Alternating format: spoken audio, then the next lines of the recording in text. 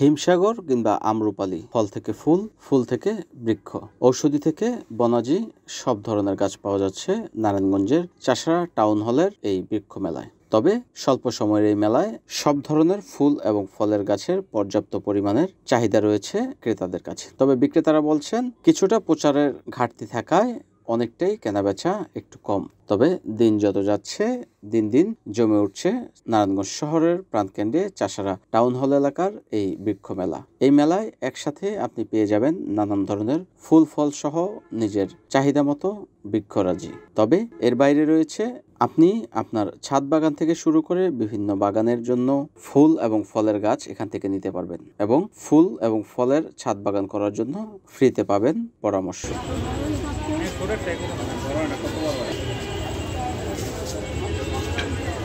NAN TV, Narayanganj.